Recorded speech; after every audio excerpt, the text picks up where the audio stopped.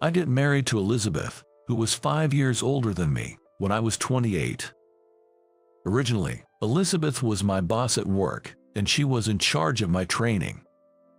The first impression I had when I met her was that she was a calm and mature woman. Elizabeth was beautiful and slender, and she was popular among the male staff at work. I fell in love with her at first sight, and, uncharacteristically for my usually timid self, I pursued her desperately, and after dating for 2 years, we became husband and wife.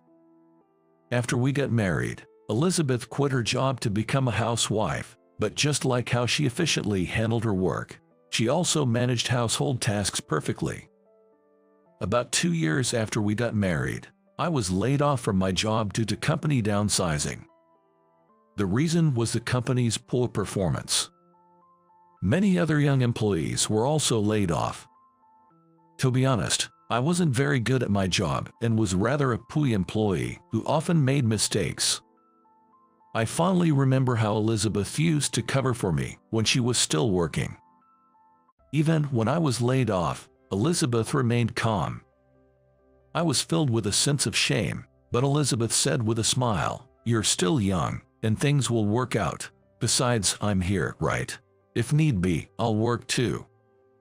After leaving the company, I was lucky enough to quickly find another job. Moreover, it was at a much more renowned company than my previous job. The monthly salary was a few $100 more than what I earned at my previous company. When I secured the job, Elizabeth said, "That's great. Congratulations," and even cooked my favorite dish, hamburgers, to celebrate. I managed to find a job smoothly because of Elizabeth's gentle support. Then, on my first day at the new job, I went to the office feeling nervous. I greeted my new boss and coworkers and was shown to my desk. Next to me was a woman older than me with a somewhat stern demeanor, named Susan, who said in a matter-of-fact tone, "I'm Susan, the manager of this product department. Nice to meet you." I nervously replied, nice to meet you too." From then on, I began training under her, starting with simple clerical work, which was difficult to learn as I was not very good at getting the point across. Because of this, I kept causing trouble at work and was openly distanced by other employees.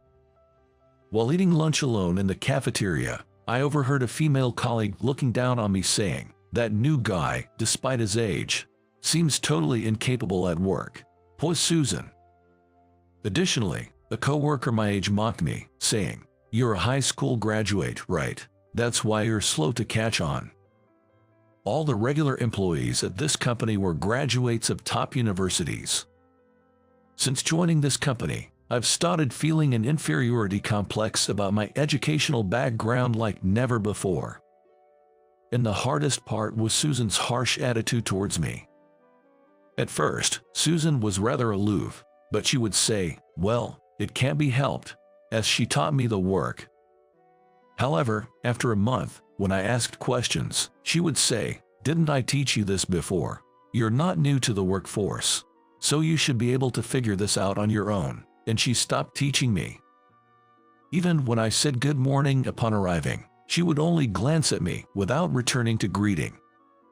The same was true for other employees. Treated like an outsider at work, I gradually lost confidence, becoming even more timid. I began to wonder if there was any point in me being at this company. Maybe I wasn't needed here. I started to feel this way. I became more withdrawn at home, and although Elizabeth was concerned, I was too embarrassed to tell her about the situation at work. I had to keep trying my best, starting with what I could do, to get accustomed to the job. Then, 3 months after joining, I slowly started to get assigned more challenging tasks and began to feel a sense of fulfillment. Just as I was beginning to enjoy more stable days, something happened. I made a big mistake at work. When sending a quotation to a client via email, I accidentally attached a quote intended for a different client. Sending a quote for another company. "What's going on? I'm terribly sorry. It was a mistake on our part." Instead of me, my boss, Susan, was making an apology call to the client. Afterward, I apologized to Susan, saying, "I'm really sorry for the trouble I caused," but she just glared at me without responding, clearly very upset. Meanwhile, my colleagues looked at me with smirks. Sheesh, such a klutz. Sigh, I've done it again. I immediately felt like leaving the office right away. After that, I was only trusted with simple tasks that anyone could do, just like before, and sometimes I even had no work to do at all when I went to the office. But I couldn't just sit around doing nothing at work. I would sometimes ask Susan, "Is there any work I can do? I'm willing to do anything I can." But she would reply, "There's plenty of work, but nothing I can trust you with. If you have nothing to do, why not do some cleaning? Surely, you can do that without messing up, right?" Reluctantly, on days when I had no work, I would clean around my desk and organize the supply room. Things were going so well before. What am I doing? It's pathetic that at my age, all I can do is clean. My colleagues started making fun of me for being such a slacker. Susan even said, "You're married, right? Your wife must have a hard time with a slow and incompetent husband like you." I thought about quitting the company. But since I had just changed jobs and for Elizabeth's sake, I couldn't just quit, so I kept trying my hardest every day, holding back tears. One day, during these challenging times, Elizabeth spoke to me during dinner. "Things haven't been going well at work recently, have they? You don't have to push yourself, you know. Don't bottle it up. You can rely on me when times are tough. We're a married couple, after all. Let's support each other and get through this." She must have sensed something from my increasingly downcast demeanor. As Elizabeth said this, she touched a scar on her right cheek, looking at me worriedly. She's always had a habit of touching her face scar when she's worried. "Thanks, but I'm fine, really. You don't need to worry," I replied. "Really? Are you sure you're not just pushing yourself?"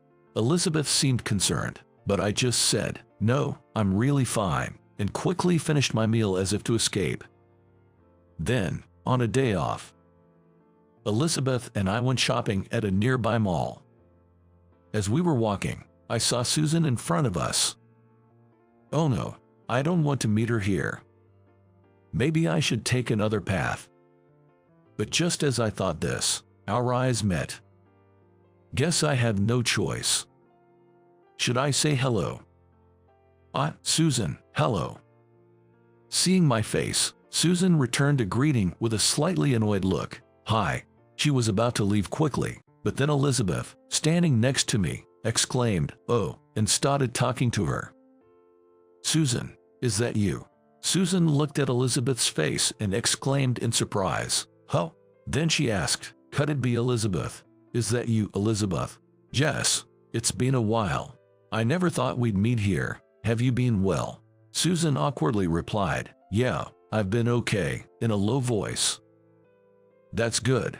I've been worried about you, so I'm glad to see you," Elizabeth said with a smile. I was surprised to find out they knew each other. "Wait, you two know each other?"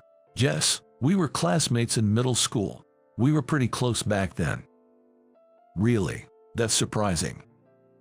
Susan seemed shocked to learn that Elizabeth was my wife. Elizabeth, realizing that Susan was my boss, also looked surprised and said, "Oh, really?"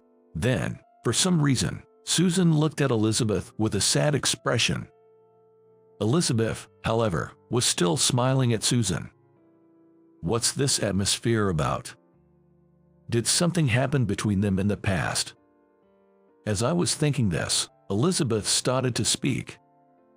"It's surprising that Susan is your boss. The world is smaller than I thought," she said with a calm face.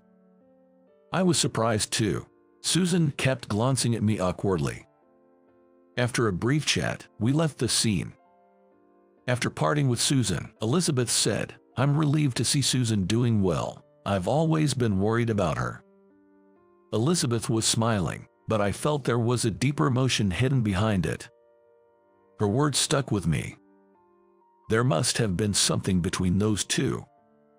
Then, the next day, when I got to the office, Susan unusually greeted me first with a good morning. Then looking down, she started to speak. "I need to talk to you about something, about Elizabeth. Can you come over here for a sec?" So, we went to a separate room to talk. "You're Elizabeth's husband. Oh, I was surprised yesterday," she said with the same sad expression as before. Yes, I was also surprised to find out that Susan was Elizabeth's classmate. Then Susan, after being silent for a while, told me an astonishing story. Actually, it was a story from when Susan was in middle school. She had been bullied by her classmates. It was quite severe. She had her uniform cut and was even physically harmed.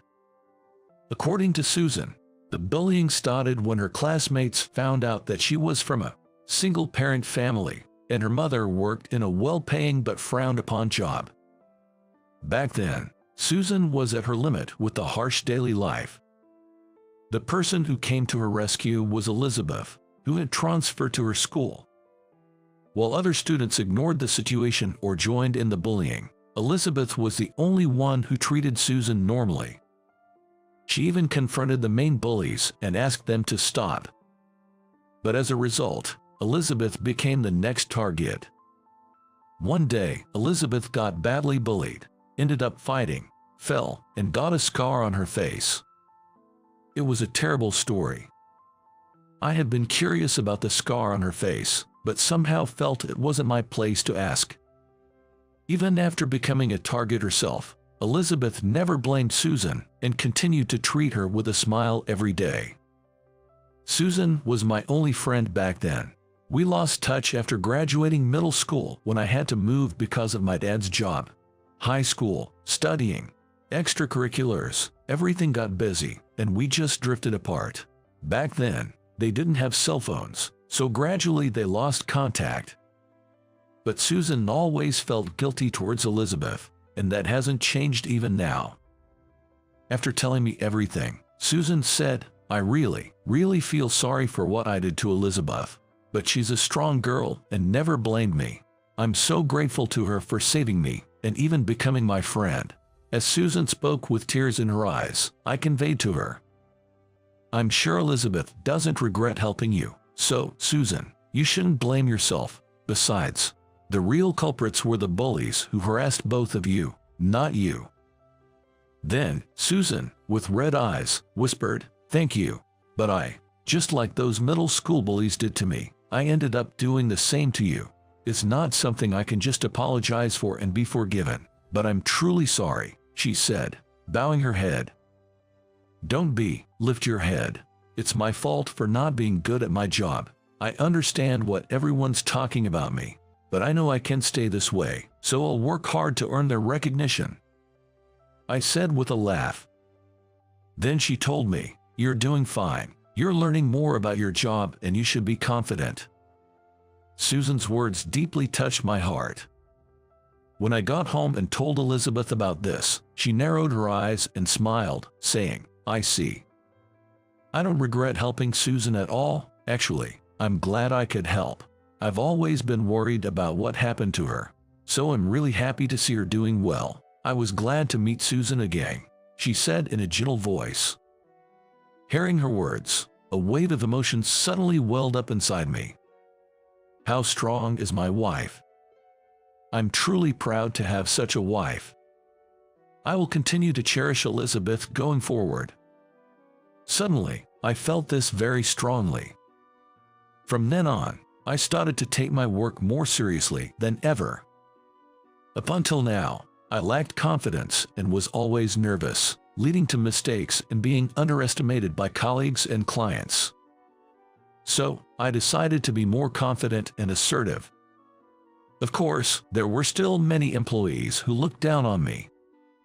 But Susan seemed to have had a change of heart. She was still strict about work, but started to explain things I didn't understand more kindly, and entrusted me with more tasks.